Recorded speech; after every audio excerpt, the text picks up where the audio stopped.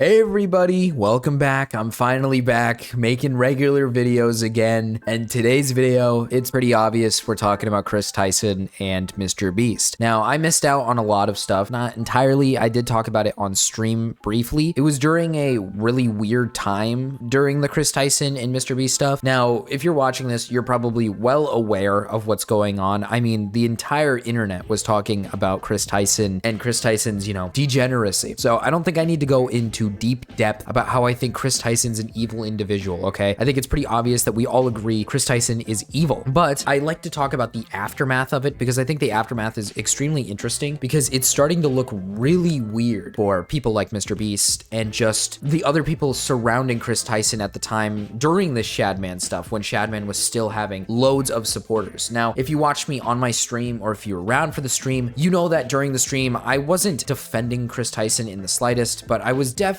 pointing out the fact that I believe that if we're gonna hold Kris Tyson to a standard, that we need to hold other people to that same standard, or essentially still being friends with and associating with Shadman. Now, my opinion on the subject has kind of changed a little bit since Kris has committed a much more heinous crime than, say, other creators, but I still do believe that the list of creators who were just objectively still defending Shadman post Daphne Keene and post just Keemstar's daughter in general. Keemstar's daughter was the first one, so if you were supporting him after that fact, I just really don't know what to say. I think it's really degenerate that a lot of these guys were doing it, and it was a lot of people. Like, there were a lot of people. So that's essentially why Kris was defended so much in the past. And for any of you who don't know what Kris did, essentially Kris was being caught for making very weird jokes on Twitter in the past while Shadman was, posting his art and, responding to him with just really weird comments about things. This is a thing that people have known about for a while. Like, Cheeto has talked about this in the past. I've known about this. I thought everybody's known about it, but we kind of write it off as just, it's not enough to call Kris Tyson like a creep or a degenerate. Maybe it was just shitty jokes. And that's what people have been calling it for like just the longest time. I knew about the purchasing of the lolicon art, and I think that was degeneracy at its finest. I've never liked Kris Tyson because of stuff like that. It's stuff like that that makes you kind of question if the jokes are really jokes or not. And I think back then when it was being shown originally, it was pretty obvious that most of us were like, okay, at what point do we stop calling this a joke? And at what point do we start looking at this seriously? Now, that leads us to the future of the situation where Kris had his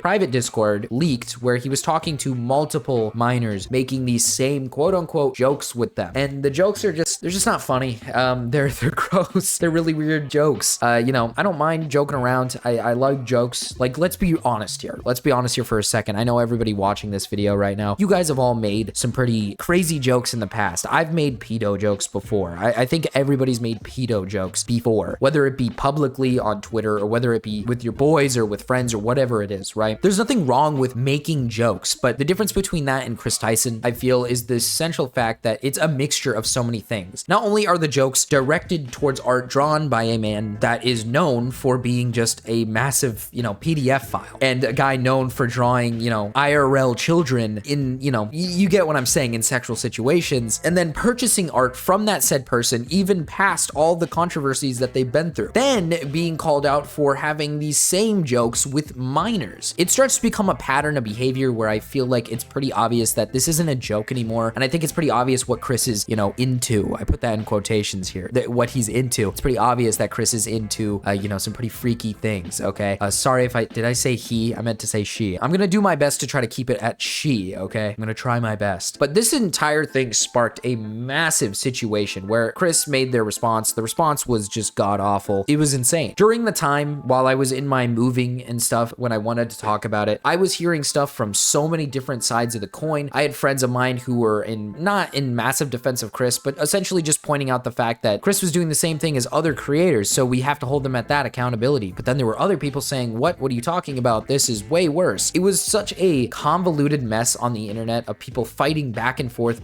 Some people saying that, oh, it's just to hate on trans people. And listen, if you want my full take on this, I think everybody who was talking about this were unironically retarded. I'm sorry, but sensitive society, it's Cheeto, massively retarded for jumping the train so soon because we didn't have all the information yet. All we had was just the simple jokes, and these jokes were talked about years ago. I mean, I'm not even joking. These jokes were brought up like about a year ago already, and we kind of ignored it because no one really gave a fuck because they're jokes. So jumping the train is not what you should be doing. It became such a massive hate brigade to the point where it pushed some stupid fight between two sides of the coin. And then the other side of the coin of people defending Kris Tyson saying, oh, it's just jokes. It's just jokes. These are all just jokes. They weren't just jokes. These were clearly going past the point of jokes. They were clearly going past that, point. A lot of these other people who defended Shadman were defending him for the purpose of, oh, freedom of speech. Oh, freedom of speech. We like the guy. He's a nice, kind guy. And keep in mind, back then, people thought he was like a cool, chill dude, which I don't think that matters. I think if you still defended him or associated with him, you're just fucking weird. It was a massive back and forth of people trying to justify it and then people trying to say, no, it's not justifiable, instead of just taking their time and saying, hey, let's wait on something. Now, to be fair, I was somebody who somewhat jumped the train. I made like one tweet essentially saying that I'm tired of seeing these Kris jokes and stuff like that, which that's where I'm getting at with my opinion. I think the jokes needed to be held accountable. It was getting to that point where it was seriously like out of hand, where you're seeing so many of these jokes that at what point do we consider this a joke? And at what point do we consider this real infatuation with said art, right? That's kind of the problem that I had with the situation, is we have to really draw a line here, because other creators are obviously not jerking it to this art. They're just massively defending Shadman because of like freedom of speech or something. And then you have Kris Tyson. They're not defending Shadman. They're just making really grotesque jokes over the art, which is, in my opinion, just really disgusting. But then after a while, when the messages of Discord stuff and the Lava GS stuff happened, it was pretty clear and obvious that it was more than just holding Kris accountable. It was, simply put, it was about,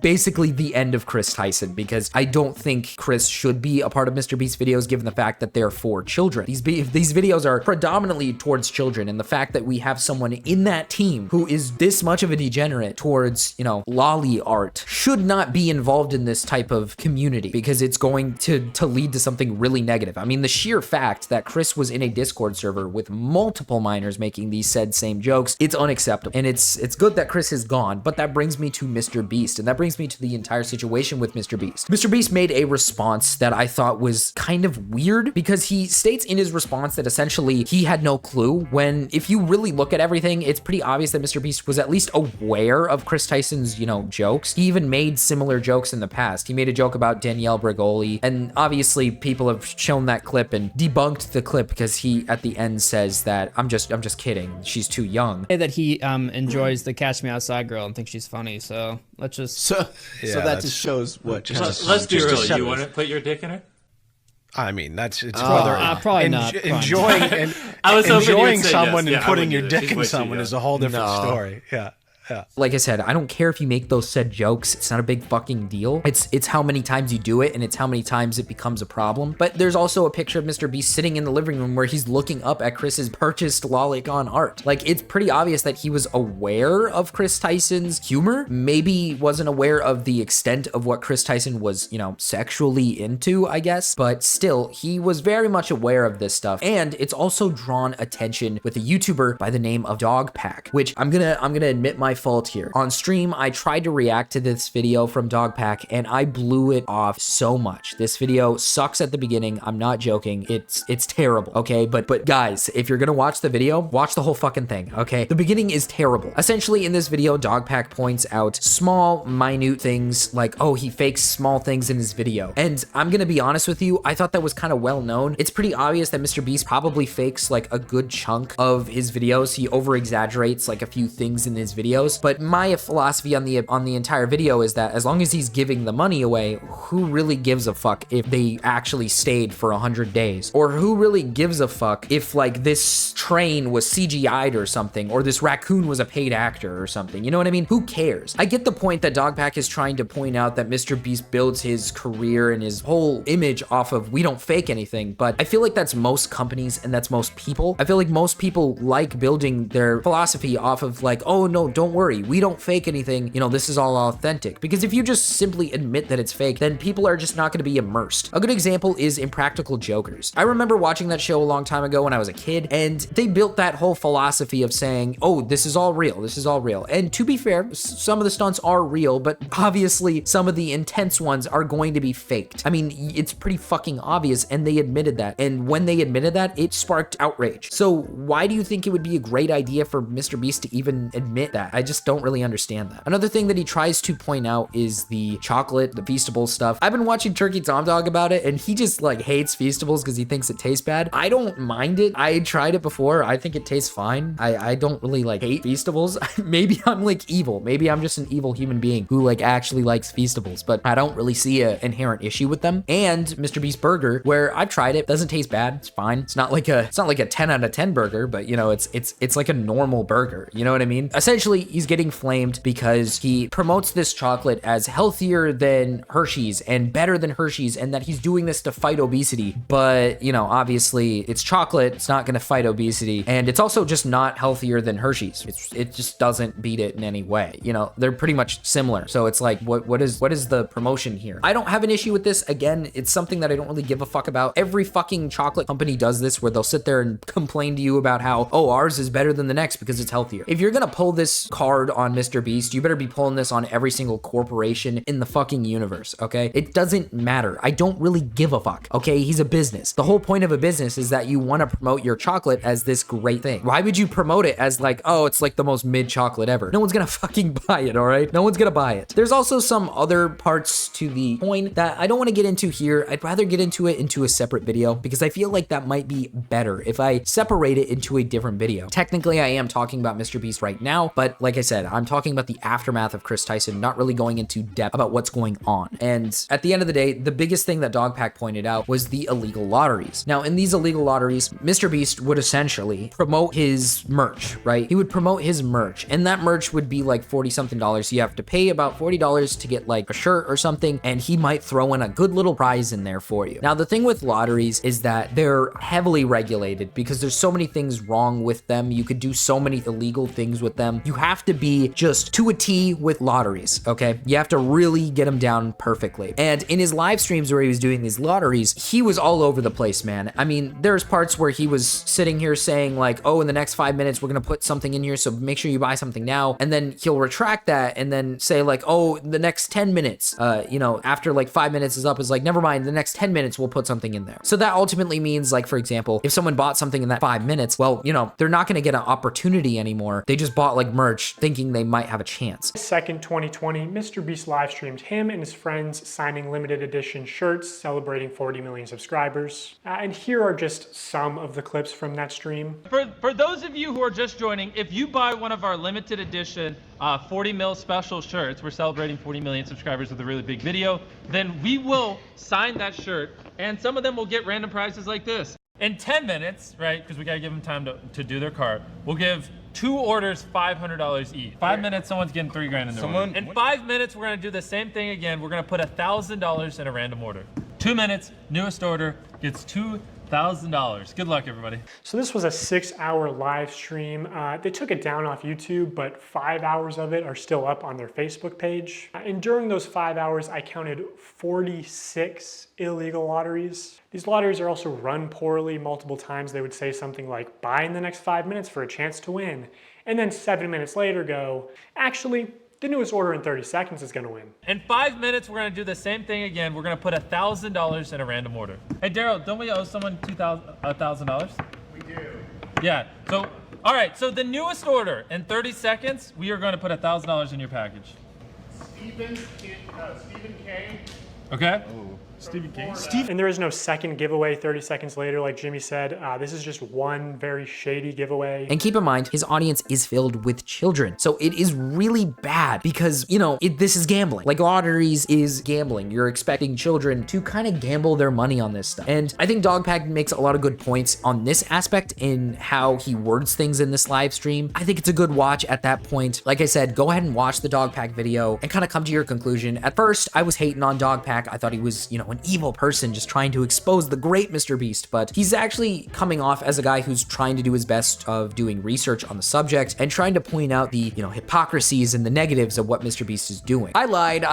After watching Dogpack's second video on the subject, yes, there is a second video. I recorded this a while back, and then a bunch of other people just kept coming out about it. There's more than enough that I can handle, so I'm gonna try to tackle the ones that I think are more important. But after the second video that Dogpack released, I kind of lost a little bit more more respect for Dogpack again. I'm not saying that Dogpack is a massive liar trying to paint MrBeast as some evildoer. Don't get me wrong, he is showing things that are bad. But the biggest issue with Dogpack's videos, and it's going to be his biggest downfall, is that he's talking about things that don't matter, which is ultimately going to give MrBeast more leeway to kind of scrutinize him and beat him if this ever turns into a court problem. Now, you're probably wondering what the last video was of Dogpack's, video. What was it about? Well, essentially, he brought on a former employee, Jake Weddle, I believe his name is, who basically talked about his experiences with MrBeast. Now, he goes into detail about specific people in the company and his pay and then this and this and that. I could give two fucking shits about that, okay? I'll save that for a literal second video where I actually talk about the MrBeast drama, because I want this to be more about the aftermath. I know I said that earlier, but I kind of want to reiterate the true aftermaths of Ava Kris Tyson and the consequences of what just happened earlier. But essentially, MrBeast put Weddle in a competition, the one where he had someone sit in an asylum where they gave them like board games, video games, whatever it is, and they had to pick and choose which one they had to get rid of each day, and they made a 10K every single day. And it fucked up with his mental health, and it was kind of bad. I would argue that there's some goods and some bads to both sides. I think that it was kind of a terrible argument to make against MrBeast, given the fact that this guy had been told that this was going to be the competition, this was going to be the challenge, and he just chose to keep enduring it and fucking himself even more. Like, I don't know. It's an interesting subject. I'll try to get into it a little bit more deeper in a second video, but it's kind of an interesting subject. It didn't come out because it didn't go well.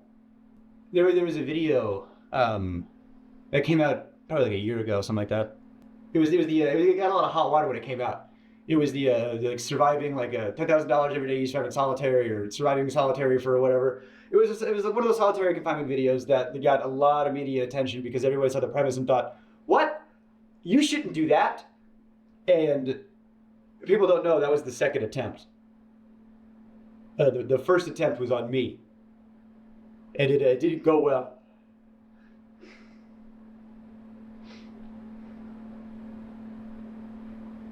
The one that I think is the biggest one is MrBeast hiring a registered sex offender. And keep in mind, this registered sex offender is Jake the Viking's brother-in-law. He has a nickname by the name of Delaware because that's where he's from. And he actually is in MrBeast's old videos where he's wearing a mask. And it's most likely because of the fact that, he has a recognizable face because he's a fucking sex offender. He'll be in videos. He'll be in thumbnails. He'll be around. And whenever he is, he's wearing a mask. Why would you wear a mask? Why would you conceal your face? It's like, what are you concealing? That you are a registered sex offender? And that your face can be looked up on a thing? How much more can you literally cover up a sex offender?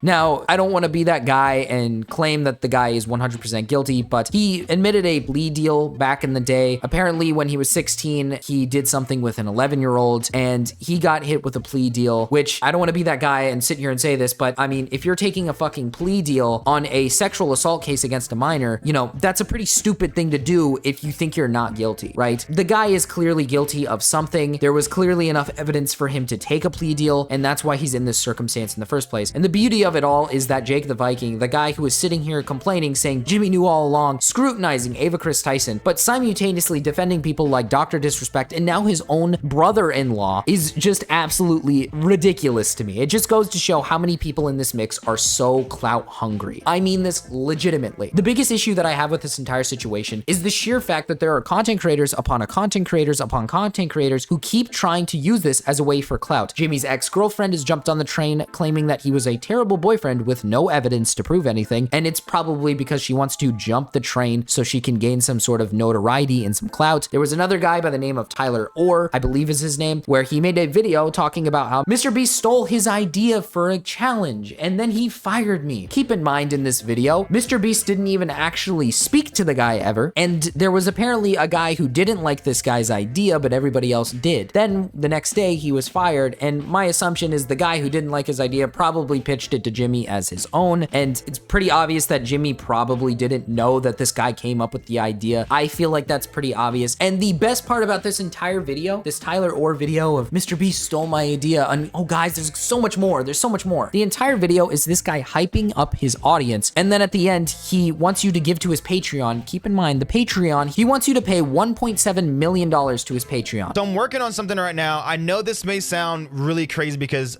I'm asking for money. I've and that's basically what I'm doing with Mr. Beast. I want him to pay me. He owes me this money. He owes me this. He can't, like, you can't just keep doing this to people. You can't do this. So I'm asking you guys, if you believe everything that I've said, then without a doubt in your mind, you're like, you know what? I like the proof. I like what I saw. I want to help this guy out. Please help me out. I'm gonna start a GoFundMe. We work too hard to be stomped on by these guys, to be trampled by these people in power. And who's the one that benefits from it? Think about it. Who's benefiting from this? Me or Mr. Beast? It ain't me. So please support your boy, and let's just hope I don't have to do a part 2. For expenses that we don't even know about. He's not taking him to court. He was never going to take him to court. So it's expenses for what exactly, right? What are the expenses for? Because this guy admits in his own video that he's a well-renowned editor who edits for massive channels. Keep in mind, these channels are gaming channels, sports gaming channels, the ones that produce probably the most amount of money. One of them being even Jesser,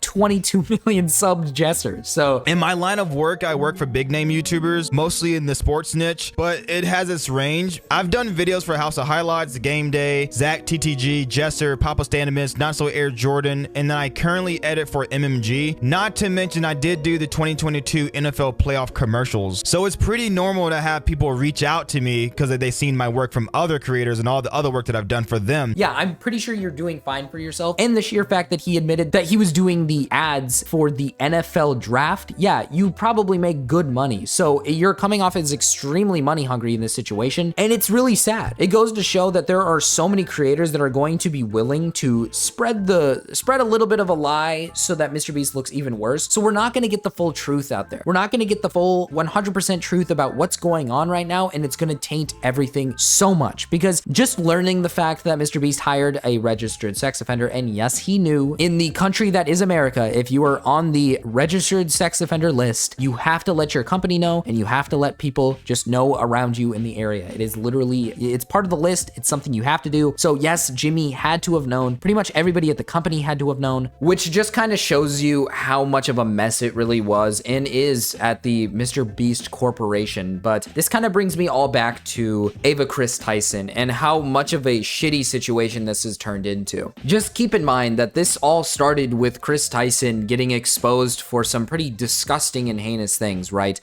Being into things like lolicon, pedophilia, saying these same jokes to minors. It's all pretty bad stuff. And it's insane to me how a lot of this really sparked a bigger issue, which is good. It is sparking a massive issue going on within the company. You have to understand that even though Dogpack's video, he states in it that he was making the video way before the Kris Tyson stuff happened, so it's not like he was trying to capitalize off of it. It still helped a lot with the production and the just growth of the video, right? The fact that Kris Tyson was already in a big, pot, and now that Mr. Beast is now being thrown in that same pot for doing just as bad of things is absolutely ridiculous. And let's be honest here, guys, Mr. Beast is pretty guilty. A lot of the things that Dogpack does point out is pretty dead to rights, right? We can definitely look at this stuff and say that, yeah, this is like clear-cut evidence. The illegal lotteries, clear-cut evidence. The fact that Mr. Beast has like slots on his own website for the festivals and stuff, that's pretty dead to rights, right? That's practically just promoting gambling to kids. It's right in front of our face. It's right in front of our fucking face. It's literally sitting right there. It's pretty dead to rights. And as for the hiring of a, registered sex offender, that one in itself is pretty bad. Now, as it goes for people like Jake Weddle, Tyler Orr, all these people, I'd rather get into it in a separate video, given the fact that these are just completely separate people from an entire massive case. This entire thing has sparked so many videos, right? People have made like 5 to 10 different videos about Mr. Beast because there's a new thing every single day about what's happening within the company. I haven't even gotten into the fact about his Amazon show, right? He has his entire Amazon show where people were apparently being mistreated and not getting what they needed. There's just so much to talk about with this entire situation, and it is looking incredibly bad for Mr. Beast. It's looking horrible for Mr. Beast. And I'm not here to tell you how to feel or how to throw an opinion out there for this entire thing. You can formulate your own opinion. I recommend watching the Dogpack videos at least, just to kind of get an idea of what might be happening. I will say that the videos are a little bit boring and aren't really that well put together. Like I said, I really wish the guy would just simply take out the filler shit and give us the information that really matters, because I'm sorry, but I don't really give a fuck if Mr. Beast faked a video about destroying his friend's car. You know what I mean? Like, I could give two shits about that. I don't care. And that's the thing with this entire situation is we can clearly tell that there's a problem with Mr. Beast and his channel and also just his company, but the way that other people are handling it are so mismanaged and so horrible, and it's just not, it's not getting the right justice, I feel. Because like I said, there's so many creators that I feel are doing this for clout, and it hurts the entire situation even more because it just doesn't feel like Mr. Beast is really gonna get caught for really anything. It's a mess, right? But again, it is insane to see how Kris Tyson created this domino effect almost. The amount of creators that are getting just absolutely bashed, even ones that have nothing to do with the production or the company in itself. Look at people like Ludwig. Ludwig is getting hit with controversy because he's his friend. He's Jimmy's friend. He has nothing to do with the company. He's just friends with the guy, and he's getting hit with a bunch of shit. I mean, there are so many chain link people getting hit with shit from him. It's absolutely insane. It's insane how all of these people are getting bashed because of, I don't even know, because